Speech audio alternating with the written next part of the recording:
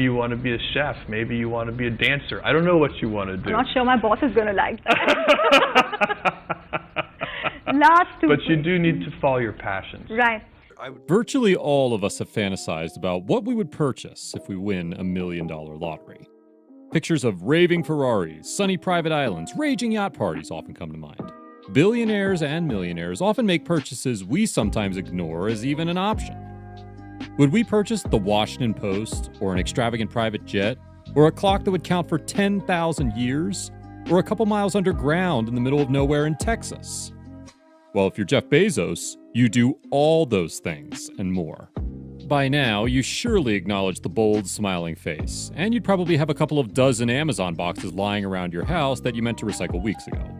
That little company led to Jeff Bezos being the richest man on Earth, with an insane fortune of $113.9 billion. To put that into perspective, if he spends $20 every second, it will take him 177 years, 2 months, and 29 days to spend all of his cash. But Jeff is spending more than $20 per day. Though he is widely known for driving a Honda Accord, Jeff is far from frugal.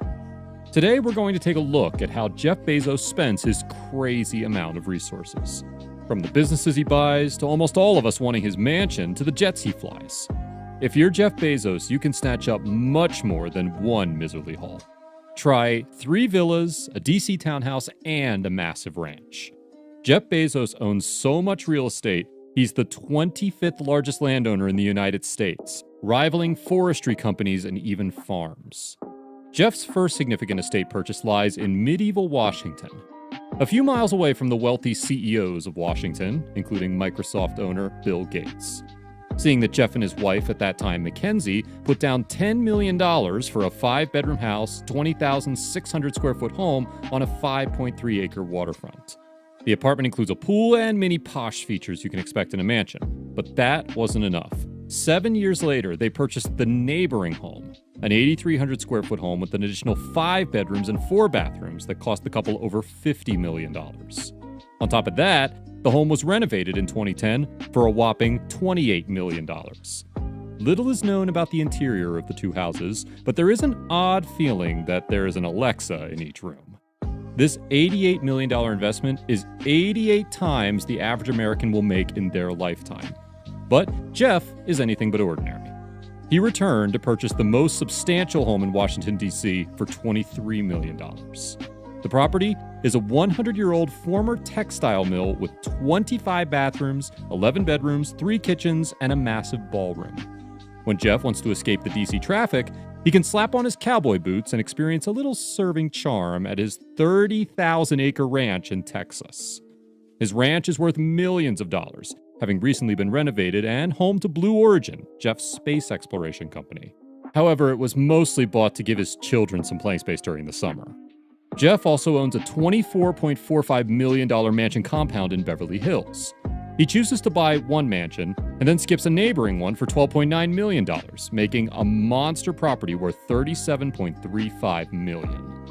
The property has 13 bedrooms and 11 baths between the houses, giving them quite a powerful kingdom to roam around. However, one Beverly Hills home wasn't enough for Jeff. In February of 2020, he reportedly purchased the most expensive home ever. Sold in Los Angeles, the Warner Estate, it's estimated that Jeff paid a startling $165 million for the estate, topping the record for not just Los Angeles, but also California. The Warner Estate was built in 1937 by Jack Warner, one of the founders of Warner Brothers. Since then, it's undergone several renovations and passed through several wealthy hands. Dimensions are 13,600 square feet with 2 large guest houses, 2 pools, a spa, a tennis court, a motor court with gas pumps, and even a 9-hole golf course. The home's interior has 8 bedrooms, 9 bathrooms, a movie theater, a bar, and fitted with floorings that were once owned by Napoleon himself. Naturally, Jeff needs a way to jump mansion to mansion, and there's no way he is stacking his family in his Honda Accord. Jeff owns a Gulfstream G650ER, which costs a whopping $65 million. The aircraft has 3 living areas, the most notable of which is a lounge area with 2 couches, a retractable flat-screen television, and a built-in wine cooler. There is also a back bedroom and a dining area with the most convenient seats on the planet.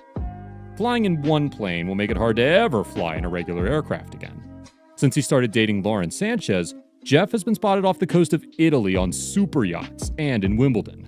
He recently pitched a lavish week-long birthday party for Lauren, which covers a party with high-profile celebrities like Orlando Bloom and Katy Perry. The birthday week ended with a romantic trip to Bath on a private yacht. On these trips, there is no doubt that Jeff has spent more on a single toast than most people spend on a week of food. He's known for picking unique foods on the menu, often opting for things like an octopus for breakfast. He's reportedly said that if there's something he's never had on the menu, he has to get it.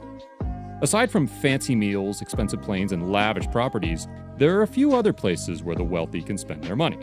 Mainly on other business ventures. And when you're as wealthy as Jeff, you can put your money in some other businesses. Jeff Bezos has invested in the Long How Foundation, a nonprofit organization based out of San Francisco. The company is building a 500-foot-tall clock that runs on day and night thermal cycles, and it's meant to take once a year for 10,000 years. The clock is built on Jeff's ranch property, buried underground within a mountain, and it's intended to symbolize long-term thinking. Of course, it was also Blue Origin, which is Jeff's space exploration company. The company focuses on vertical takeoff and landing vehicles with an introduction that would allow humans to colonize space. The company is mostly funded using Jeff's money. He has been quoted saying he plans to use his Amazon fortune on space exploration, which he tries back to his fascination watching NASA missions as a child. Although he's on the run for becoming the world's first trillionaire, Bezos is said to often prefer driving himself around in a used Honda Accord, which is valued in the low 5 figures. A profile CBS's Bob Simon did of Bezos in 1999 for 60 Minutes, resurfaced by GeekWire, showed Bezos driving the car. When Simon asked, "What's with the Honda?" After a laugh, Bezos replied, "This is a perfectly good car." However, despite this inspiring modesty, Bezos is the proud owner of the stunning sports car collection. Number 1. Ferrari Pininfarina Sergio, $3 million. Winner of an Auto Design Award, the Pininfarina boasts a perfect balance between the advanced technology of its man-machine interface and its refined handcrafted details, all essential elements of a signature Ferrari sports car. Number 2, Bugatti Veyron Mansory, $3 million. Integrating traditional craftsmanship and hand-picked materials, the limited edition Veyron Mansory is the perfect combination of luxury and expert engineering. Number 3, W Motors Lykan Hypersport, $3.4 million. The first hypercar created by W Motors took center stage in Universal Studios' Furious 7. It was featured as the hero car in the movie and is the most expensive car ever to be featured in the Fast and the Furious franchise. As you can see, Jeff Bezos can spend his money however he pleases. So what would you do if you have a fortune like Jeff Bezos?